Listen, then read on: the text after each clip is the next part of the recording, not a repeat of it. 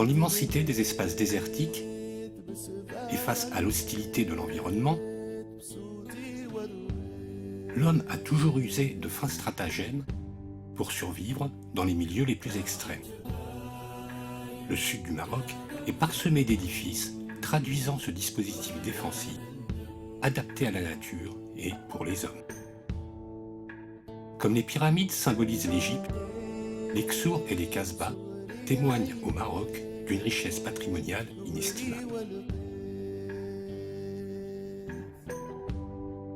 Dès que l'on a passé l'école de l'Atlas, on se sent à l'entrée d'un pays nouveau.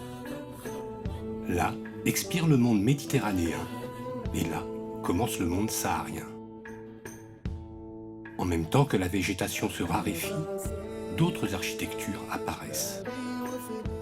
La pierre sèche cède la place au pisé et à la brique crue, tandis que se dessinent des formes d'une pureté et d'une régularité nouvelles.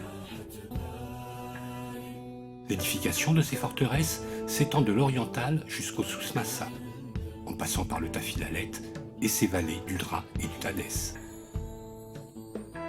La présence humaine dans ces régions de l'Atlas y est attestée depuis les temps les plus reculés.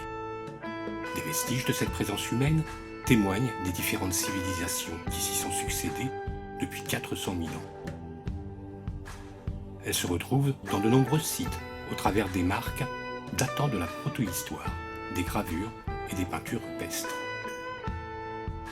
Le développement des Ksours et des Kasbahs dans ces régions a pris de l'importance avec l'évolution du commerce transsaharien.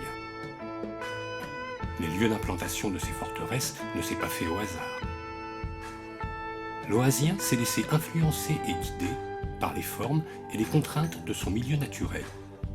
Mais il laissa également une marque sur le paysage, permettant à celui-ci de se créer une identité forte et d'une beauté inoubliable. Ainsi, l'architecture vernaculaire est le résultat de diverses causes, soit symboliques ou historiques, chargées de sens, liées au climat, à la présence de l'eau, à la disponibilité du matériau et au site géographique. Il en découle une expression d'une grande complexité.